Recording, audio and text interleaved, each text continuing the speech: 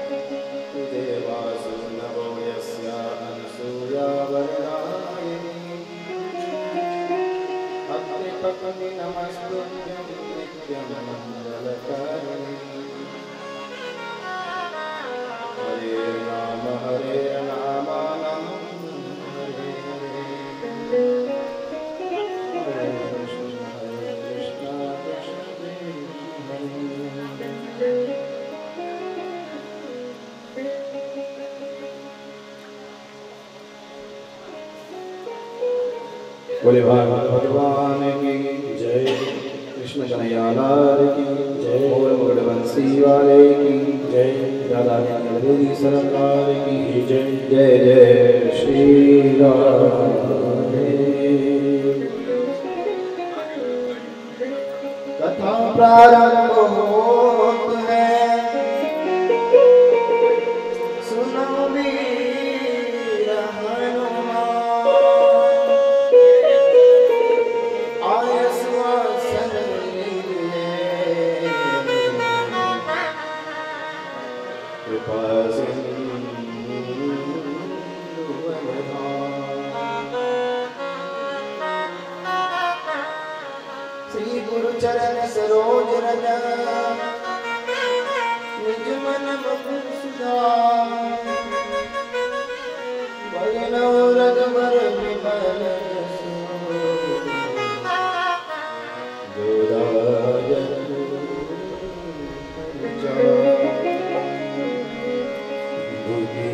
सर्वप्रथम श्लोक है, हम अब उसके संदर्भ में चर्चा प्रारंभ करते हैं। जन्माद्यस्य यतोऽन्वयादितरतश्चार्थेषु विज्ञस्वराट्,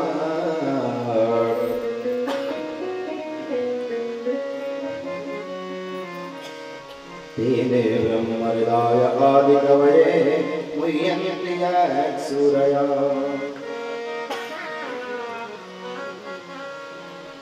तेजोवारिमृदां यथा विनिमयो यत्र त्रिशर्गो मृषा, ताम्नासेन सदा निरस्तकुहकं, सत्यं परं धीमहि।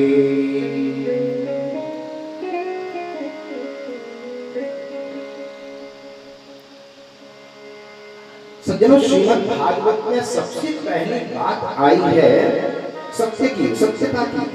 देखो, सच्चाई की बात सबसे पहले भागवत में आई, सत्यम परम धीमहि।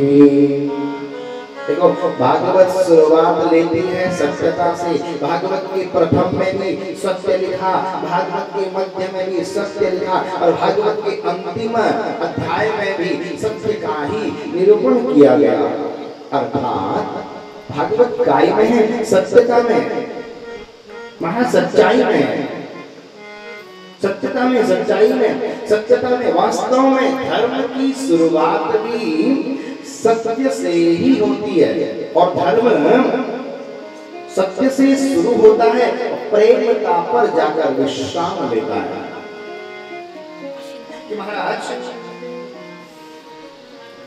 आप धर्म को कितना सा मानते हैं?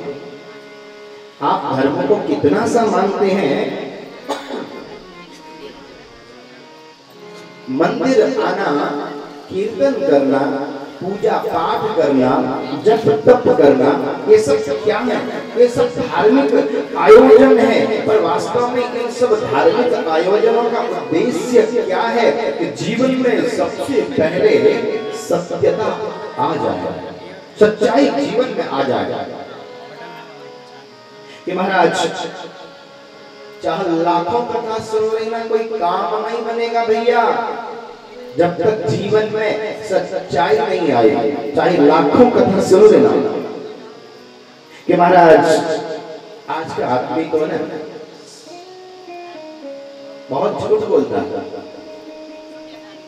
एक वो समय था जब आप किसी को कह दो कि महाराज कल आपको झूठ बोलना है, तो सज्जनों रात भर नींद नहीं आती थी कि कल झूठ बोलना है।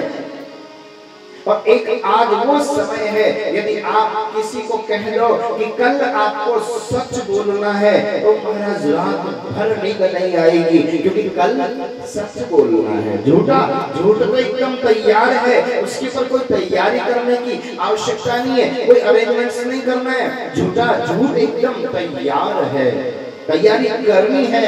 तो सत्यम परम धीमहि। सबसे ज्यादा झूठ बोलता आदमी आजकल महाराज फोन के ऊपर।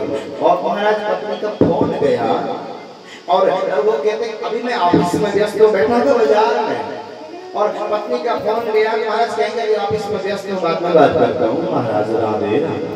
झूठ से ज्यादा हानिकारक चीज दिमाग के लिए और कुछ नहीं हो सकती है।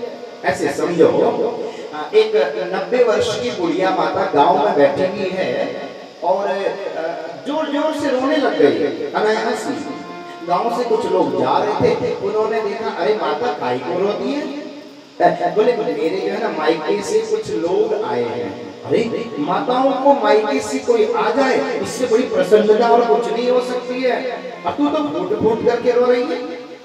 अब मैं इसलिए रो रही हूँ कि आज से 80 वर्ष पहले मेरे पिताजी ने इनसे ये कहकर के मेरा विवाह कराया कि मैं एमए पास हूँ, पर वास्तव में मैं स्कूल गई ही नहीं। आज कहीं इनको ये बात पता चल गई तो महाराज क्या करेंगे? कहीं छोड़ ना दे मुझे। लोगों ने कहा हमारा गुड्डा छोड़ के जाएगा भी 90 वर्ष में, तो कहाँ जाएगा? बोलो राधे राधे। अर्थात एक वो कहा हुआ झूठ उस माता को इतना तंग करता, इतना परेशान करता कि उस झूठ को जो आपने कह दिया है, आपको उस झूठ को याद नहीं रखना पड़ता है। और उसको याद रखने में दिमाग की एक बहुत बड़ी जगह है खर्च हो जाती है। सत्यम परम धीमहि। अब झूठा आदमी, अब महाराज कहीं पे कोई बात निकल गया, झूठ बोल के महाराज कहे थोड़ा सा कुछ सुधर गया, समझ गया, तो कहता देखो मेरे दिमाग की ताकत तो देखो, मैंने क्या सिचुएशन को हैंडल किया। और महाराज ये सोच कर वो इतना प्रसन्न होता है और आगे चलकर की वो प्रसन्नता न जाने किस दुख में बदल जाए उसे पता भी नहीं चलेगा। इसलिए सत्यम परम धीमहि, परम ध्यायेम धीमहि सत्यम। सबसे पहली बात है सत्यम परम। सज्जनों, यहाँ सत्य के साथ में भी एक सत्य जुड़ा हुआ है, एक सत्य के साथ और सत्य लगा हुआ है जो परम है, सुप्रीम है, विशेष है, स्पेशल है।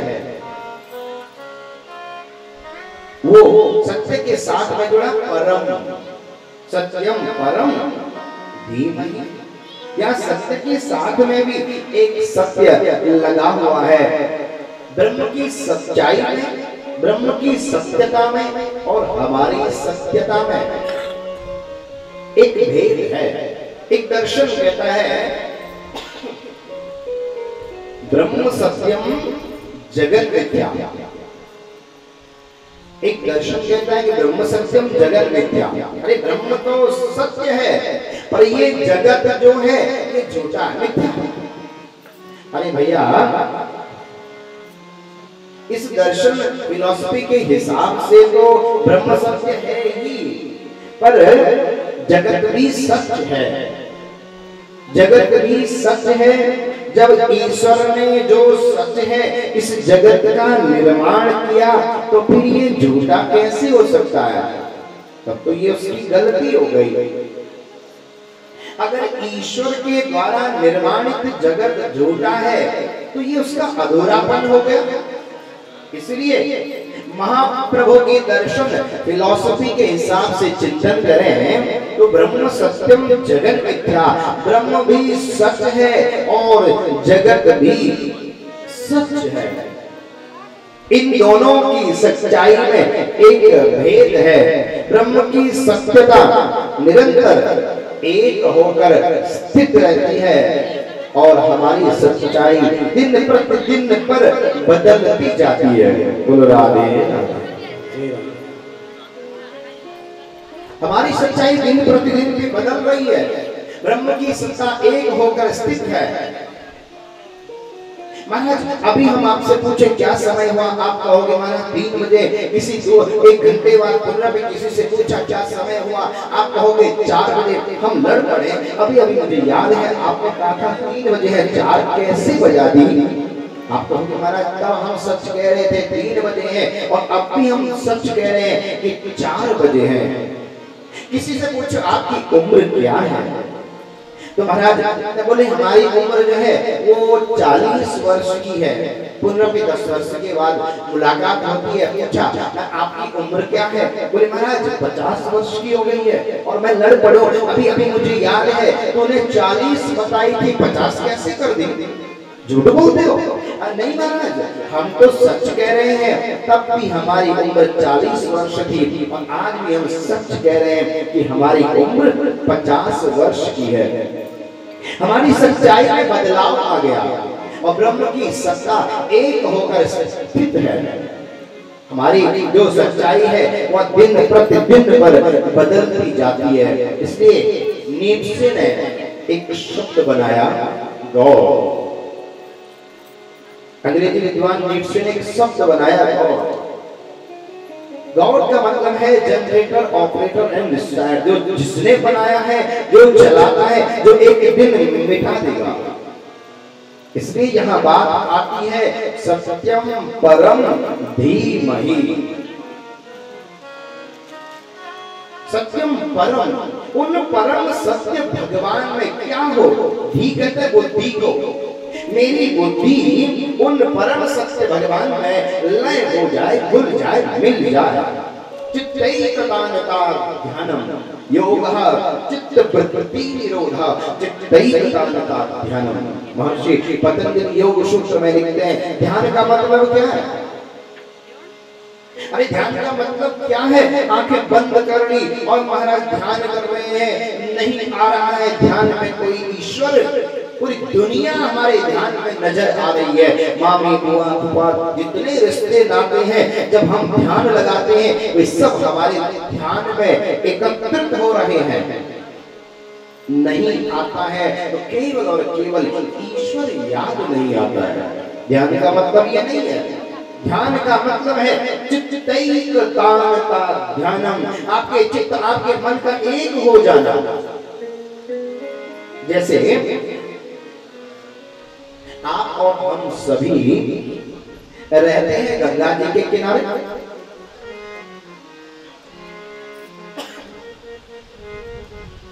और गंगा जी प्रवाहित होती है हिमालय से। कल कल कल्लवलवंतरिक प्रवाहित होती हुई गंगा हरिद्वार को पार करके और महाराज इलाहाबाद संगम को प्राप्त होती है। वहां से आगे चल करके महाराज गंगा सागर से होते हुए समुद्र में कूद पड़ती है। अरे समुद्र में जब गंगा कूद पड़ती है तो अपने स्वरूप को खो देती है। जब वो सागर से मिलती है अपने स्वभाव को खो बैठती है। गंगा का स्वभाव है मीठे रहना, प्रवाहित होते हुए रहना। जब वो समुद्र से मिलती है अपने स्वरूप को खो बैठती है, अपने स्वभाव को खो बैठती है। क्या अब ऐसा कोई माध्यम है जो गंगा के पानी को समुद्र के पानी से अलग कर दे? असंभव। घुल गई, मिल गई। चित्तैकतानता ध्यानम। ठीक उसी गंगा की तरह हम भी अपने सामने खड़े उन परमात्मा में घुल जाए, मिल जाए। योगः चित्त वृत्ति निरोधः चित्तैकतानता ध्यानम। कि महाराज योग का मतलब क्या है? जो महाराज हम योग कह करके जो करते हैं वो सब क्या है? अरे वो शरीर का एक व्यायाम है। वास्तव में योग का सच्चा अर्थ होता है जोड़। आपका भगवान के साथ में क्या संबंध है, क्या जोड़ है? आपका भगवान के साथ में कौन सा संबंध है? तो सज्जनों, सबसे बड़ा संबंध यदि कोई भगवान के साथ में हो सकता है तो वह है प्रेम का संबंध। हरि व्यापक सर्वत्र समाना, हरि व्यापक सर्वत्र समाना, हरि व्यापक सर्वत्र समाना।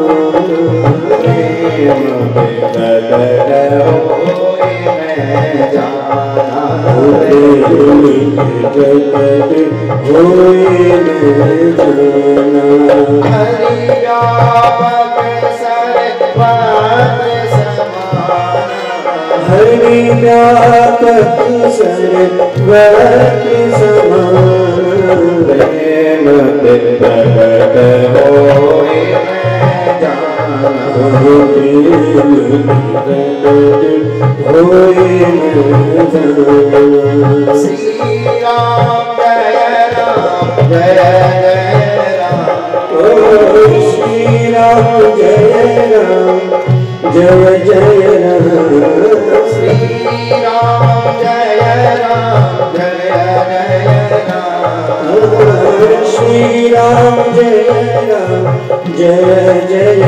श्री राम जय राम जय जय राम। श्री राम जय राम जय जय राम। श्री राम जय राम जय जय राम। श्री राम जय राम जय जय राम। श्री राम जय राम जय जय राम। श्री राम जय राम जय जय राम। श्री राम जय राम जय जय राम। श्री राम जय राम जय जय राम। श्री राम जय राम जय जय राम। श्री राम जय राम जय जय राम। श्री राम जय राम जय जय राम। श्री राम जय राम जय जय राम। जय जय राम।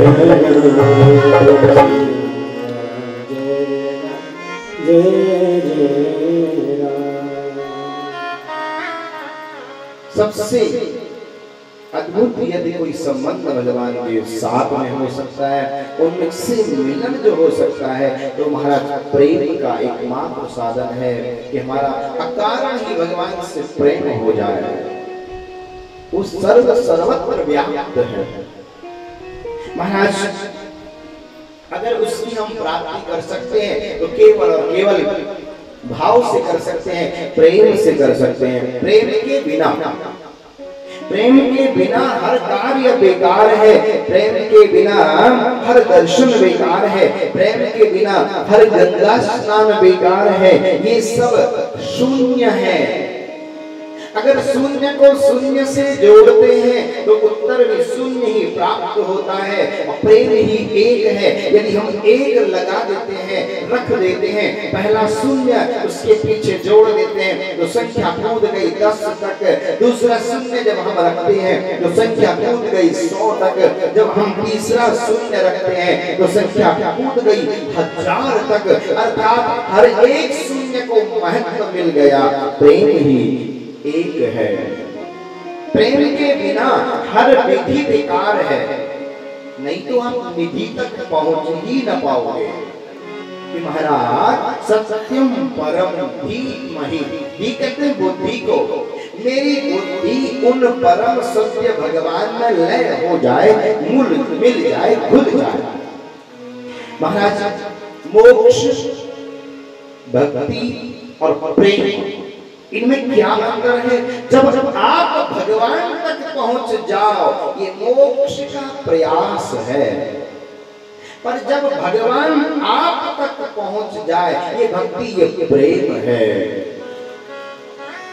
कि महाराज अच्छा, हम भगवान के पास में पहुंच जाएंगे, अपने भगवान को अपने पास बुला लेते हैं। आओ भगवान, आओ गोविंद, आओ। आप आकर हमारे पास हो। अरे भैया, हम भगवान को खुला निमंत्रण दे रहे हैं, आओ भगवान आओ। पर एक बात बताओ, आपके पास में वो कौन सी जगह है जहां भगवान आकर के विराजमान होंगे? वो कौन सी जगह है? बोले वो है आपका मन, आपका हृदय। प्रविष्ट करणरंध्रेण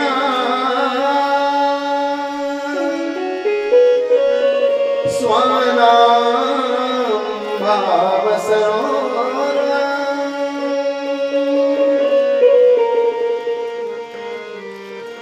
धुनोति समलं कृष्ण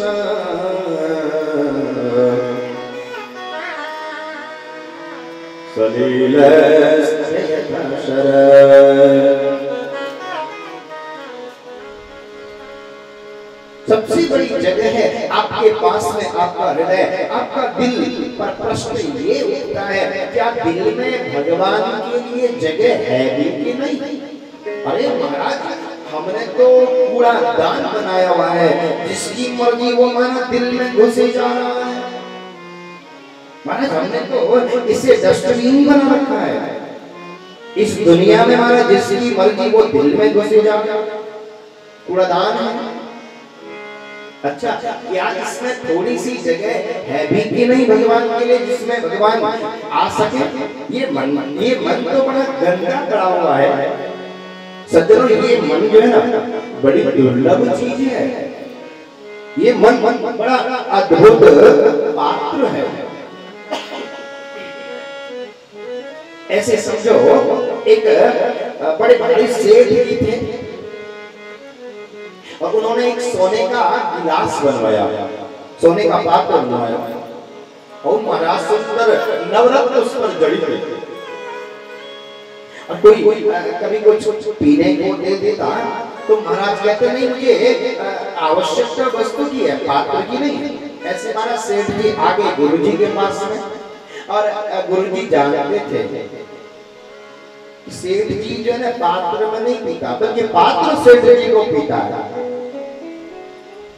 अब महाराज कुतूहली थे गुरुजी ने बच्चों से कहा, अरे बेटा सेठ जी आए हैं, इनको जल पिलाओ। और महाराज विद्यार्थी भी गुरुकुल में मिट्टी के कुल्हड़ पर जल भर करके लेकर के आए और सेठ जी ने आते हुए पात्र को देखा। हाँ भैया, पात्र की जरूरत नहीं है, पात्र मेरे पास में जल की जरूरत है। तो महाराज अपने थैले से सेठ जी ने बड़ा चमचमाता हुआ सोने का वह पात्र निकाला, गिलास निकाला। हाँ, इसमें हमें आप पानी दे दीजिएगा, जल दे दीजिएगा। सेठ जी को गुरुजी ने देखा, बोले यार हमने तो सुना है तुम बड़े भारी सेठ हो और ये पीतल का गिलास लेके घूमते हो। और महाराज सेठ जी के दिल जल गए। ऐ गुरुजी आपको क्या पता? अरे ये पीतल का नहीं, ये तो सोने का है, सोने का। अरे बोले मुझे क्या पता ये सोना क्या चांदी पीतल क्या दोनों का एक ही कलर होता है, क्या सोना क्या पीतल?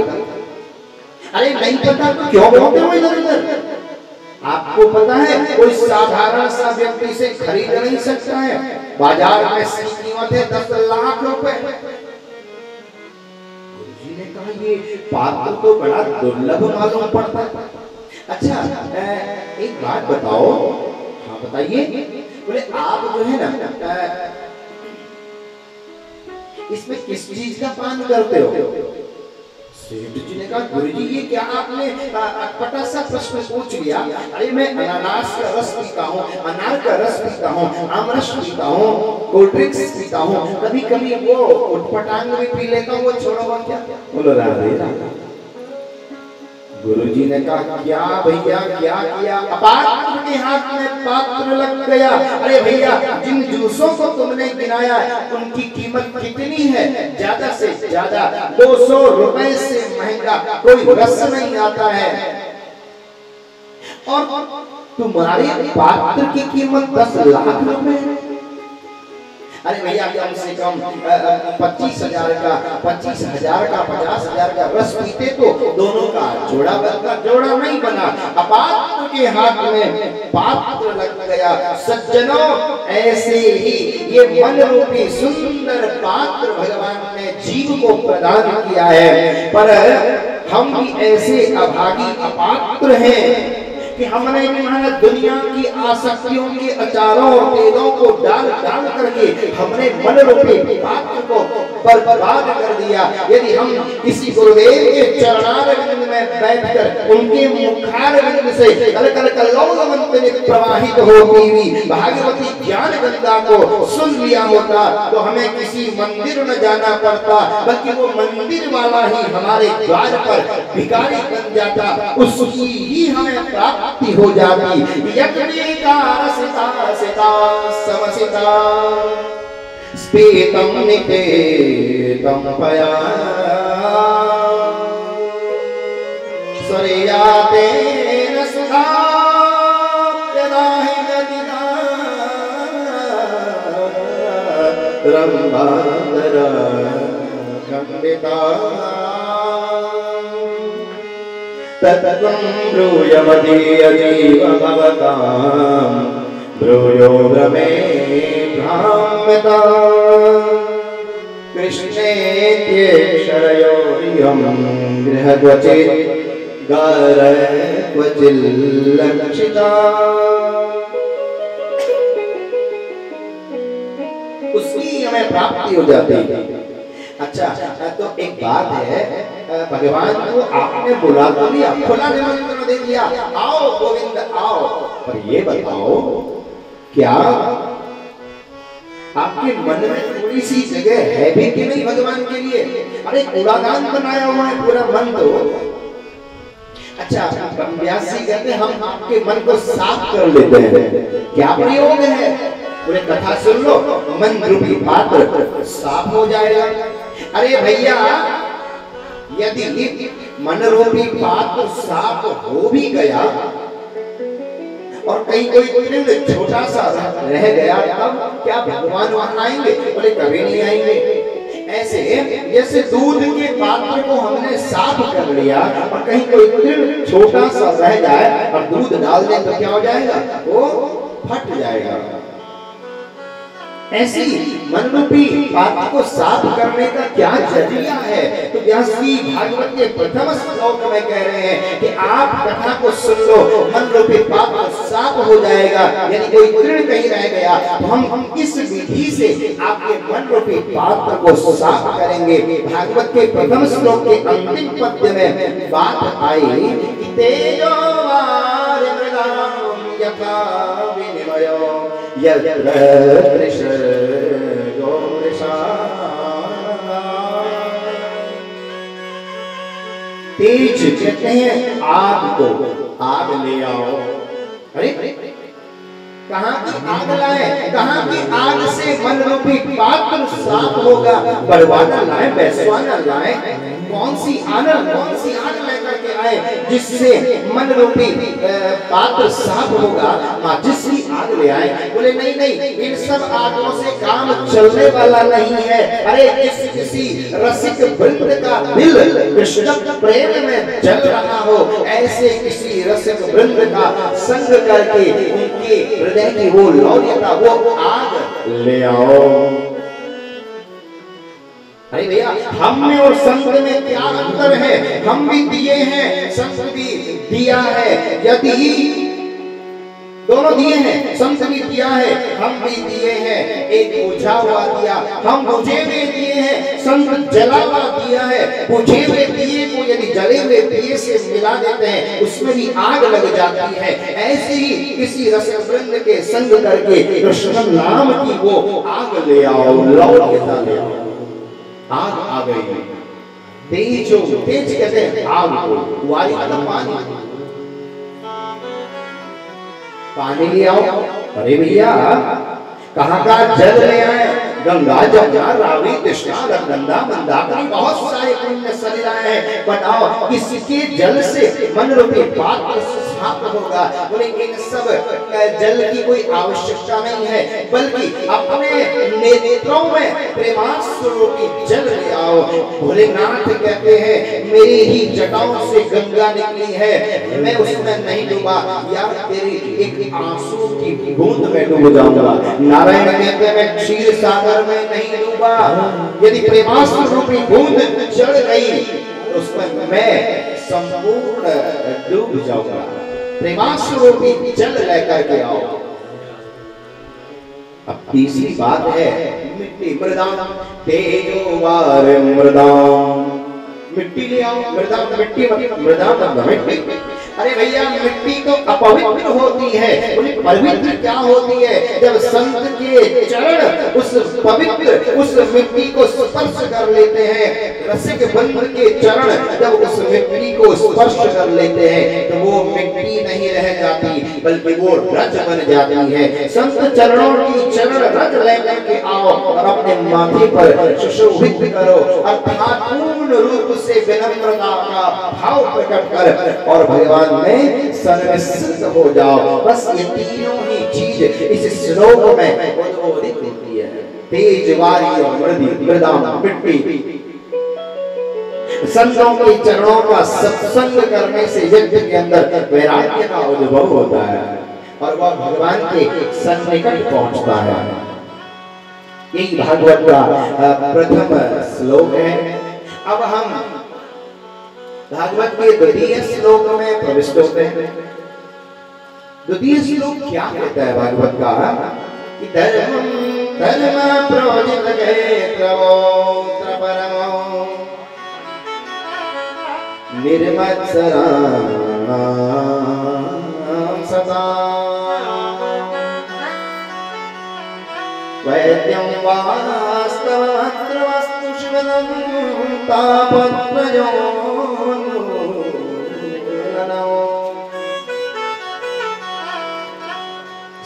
श्रीमद्भागवते महामुनिकृते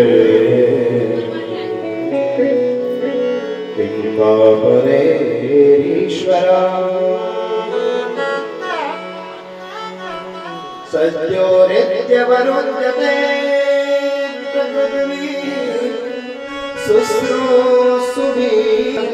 वो क्या परोसेंगे? अरे परोसना बहुत बड़ी कला है। परोसने वाला कैसा होना चाहिए? परोसने वाला दीप्त होना चाहिए, परोसने वाला तृप्त होना चाहिए, परोसने वाला दुर्व्यसनों से मुक्त होना चाहिए, परोसने वाला सद्गुणों से युक्त होना चाहिए। ये हो चाहे ना हो, संत महात्मा कहते हैं यदि परोसने वाला राधा माधव का भक्त हुआ तो हम ग्रहण कर लेंगे। भैया सबसे पहली बात हुई कि भागवत का भंडारा तैयार है, भागवत बनकर तैयार है। सबसे पहले चतुर सेठ की तरह, जो सेठ चतुर होते हैं उनकी तरह, चतुर सेठ की तरह भगवान श्री कृष्ण ने सारा रॉ मटेरियल लिया है, इकट्ठा कर दिया पहले। अरे महाराज 12 अवतार, ग्रीवा अवतार, कूर्म अवतार, नृसिंह अवतार, महाराज द्रौड़ लीला, प्रहलाद लीला, माखन चोरी, ये सारा रॉ मटेरियल पहले इकट्ठा कर दिया भगवान ने। और अब हलवाई के रूप में व्यास जी को बुलवा दिया गया, उन्होंने इसका निर्माण कर दिया। 12 पकवान उन्होंने बना दिए, 12 स्कंद है भागवत में, 12 पकवान उन्होंने बना दिए, निर्माण हो गया। हाँ भैया भोजन तैयार है भागवत का।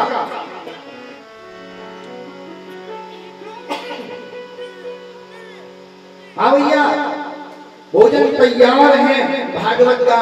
परोसाई कौन करेगा? भैया श्री कृष्ण को परोसने वाला कोई नहीं मिलता। उसी क्षण निकुंज से श्री किशोरी दौड़ती हुई चली आई, बोले सबसे पहले तुमने चतुर सेठ की तरह सारा रॉ मटेरियल इकट्ठा करवा दिया, फिर महाराज हलवाई के रूप में व्यास जी को बुलवा दिया गया। अब मैं स्वयं भागवत की परोसाई सुखदेव के रूप में किए देती हूँ। तो सज्जनों, भागवत के रचयिता स्वयं भगवान, भागवत के वक्ता स्वयं भगवान और भागवत के श्रोता अब आने वाले वे स्वयं भगवान की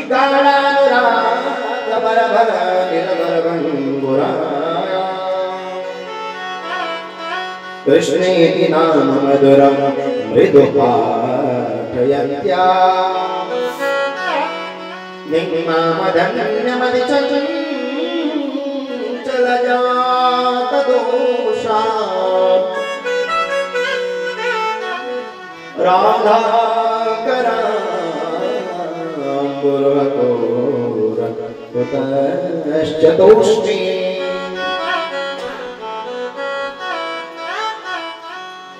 गुरुदेव सुखदेव अपनी माता व्यास जी की पत्नी के गर्भ में 12 वर्ष तक रहे और एक दिन व्यास जी गए और बाहर से आवाज हुई, अरे पुत्र अब प्रकट हो जाओ। अरे कहाँ ये माता के उदर की गंदगी में पड़े हो? अंदर से उत्तर मिलता है, हे पिताजी, अरे माता के उदर की गंदगी सबसे अच्छी है, यहाँ कम से कम प्रमाद तो नहीं है, विषाक्त तो नहीं है। तब तत्क्षण वहां भगवान प्रकट हुए और भगवान ने वचन दिया, आप प्रकट हो जाओ, मेरी माया आपको स्पर्श नहीं करेगी। तब तत्क्षण वहां गुरुदेव सुखदेव का प्रादुर्भाव हुआ। अब प्रकट होते ही अभी नाल कटी ही थी, यज्ञोपवीत संस्कार भी नहीं हुआ। वही महाराज यम प्रब्रजन्तमन तम कृत्यम द्वैपायनो विरह कर आभावा पुत्रेति तन्मयतया तरवो विनेदो स्तम सर्वभूत हृदयं मोहिमानतो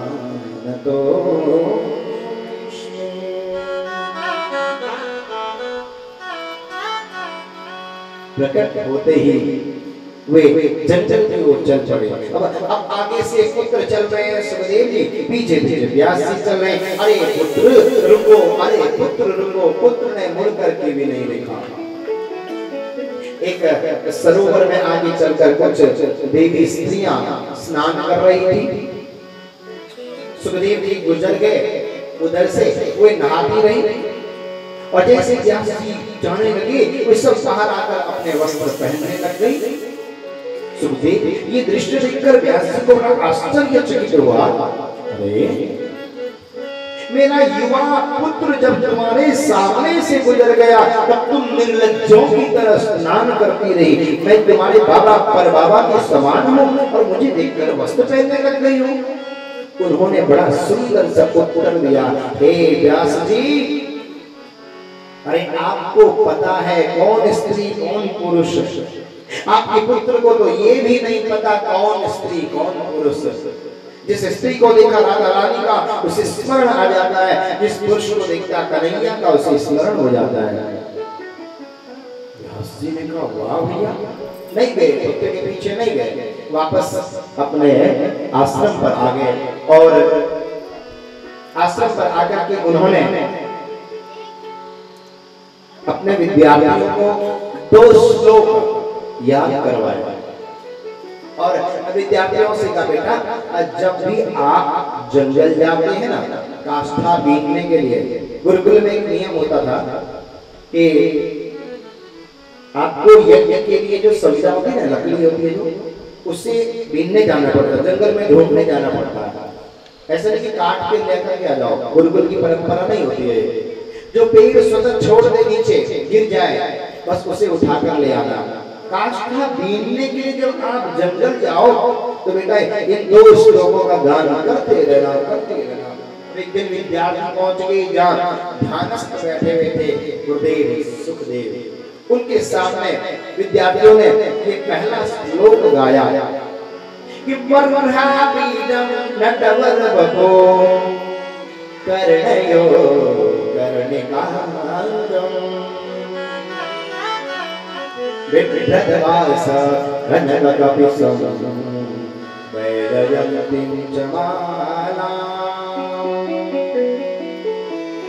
रन्ध्रमेणो रधसदया पूरयन् गोपवृन्दे वृन्दारण्यं स्वपदरमणं भाविषगीतकीर्ते।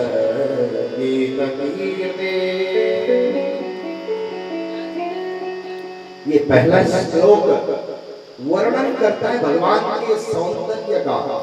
कैसे है भगवान? भगवान कैसे हैं? वर्धापीडम। सज्जनों वर कहते हैं महाराज, वर कहते हैं मोर पंख को, आपीड कहते हैं मुकुट को। भगवान कहते हैं जिसने अपनी कामनाओं को जीत लिया उसे मैं अपना मोर मुकुट बना लेता हूँ। मोर कामजयी है। अब बन कैसे गए हैं भगवान? नटवर वपु कर्णयो कर्णिकारं। अब महाराज नटवर वपु बन के ब्रज में आ गए, अर्थात जैसे पदारी वाला टिकटिकी बजाकर गांव में आ जाए तो 104 डिग्री में जिसे बुखार होंगे ना, वो भी क्या उसकी कलोल क्रीड़ा में आबद्ध हो जाते हैं, उतने क्षण के लिए बुखार गायब हो जाते हैं जब तक वो उस क्रीड़ा में आबद्ध है। ऐसी मदारी वाली बनकर के ब्रज में आ गए भगवान नटवर और कर्णयो कर्णिकारम, कान में एक कनेरे का फूल ले लिया और हल्का सा झटका देते हैं, महाराज वो आकाश में चला जाता है और फिर इस कान में ले लेते हैं। कर्णयो कर्णिकारम,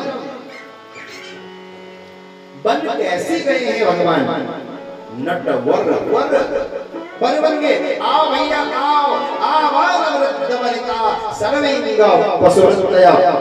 आ जाओ, हम सबसे प्यार करने को तैयार हैं, सबसे प्यार करने को तैयार हैं।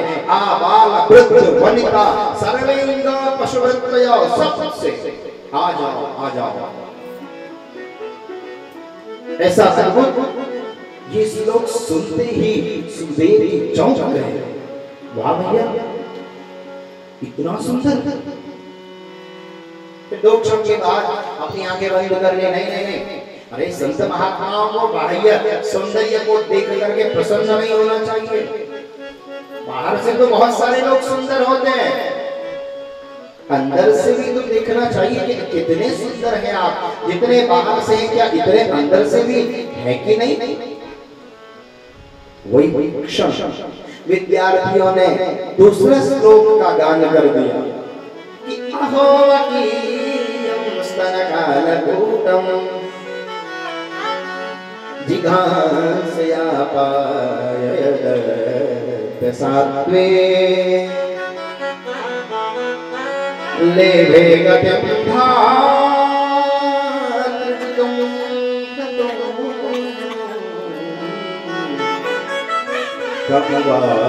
दयालुं शरणं व्रजेमा। अरे वो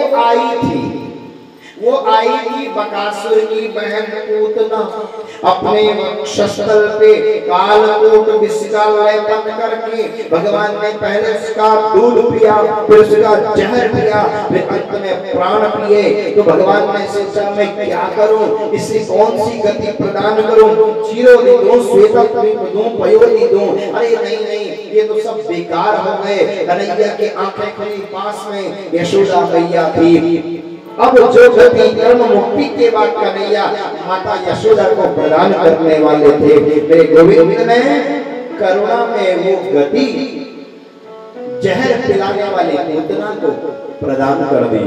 वाह भैया वाह, इतना सौंदर्य, इतना अद्भुत, बाहर से भी सुंदर, अंदर से भी सुंदर। सुखदेव जी अपने आसन पे खड़े हो गए। अरे भैया और सुनाओ। विद्यार्थियों ने कहा हमें तो केवल ऐसे 2 ही श्लोक आते हैं, ऐसे हमारे गुरुजी को बहुत सारे श्लोक आते हैं। चलो भैया चलो, अपने गुरुजी के पास हमें लेकर के चलो।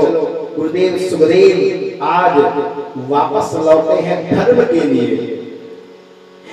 पिता व्यास जी ने कथा श्रवण कराई। गुरुदेव सुखदेव ने अपने पिताजी से 3 बार भागवत की कथा को श्रवण किया। पहले बार सुनाई, बोले याद हो गई, बोले हाँ याद तो हो गई, अभी रोम में नहीं बसी, और सुनाओ। और सुनाई, बोले अब बस गई, बोले हाँ अब रोम में बस गई, एक बार और सुनाओ। वो 3री बार सुनाया। अब महाराज सुखदेव जी को आनंद आने लग गया। और सुनाओ। व्यास जी ने कहा पुत्र, अरे आप सुनकर के आनंद की प्राप्ति मत करो, बल्कि सुना करके आनंद की आप प्राप्ति करो, आप इसका वितरण करो। गुरुदेव सुखदेव चारों ओर भागवत के श्लोकों का गान करते हुए इधर उधर विचरण करने लगे। सज्जनों, आपने भागवत के जो रचयिता हैं व्यास जी, उनके संदर्भ में श्रवण किया। भागवत की जो प्रथम वक्ता हैं गुरुदेव सुखदेव, उनके विषय में श्रवण किया। अब जो भागवत के प्रथम श्रोता हैं उनके संदर्भ में चर्चा प्रारंभ करते हैं। उससे पूर्व एक सुंदर से भजन के माध्यम से अपने मन को उधर ले चलते हैं, फिर पुनः कथा में प्रविष्ट हो जाएंगे।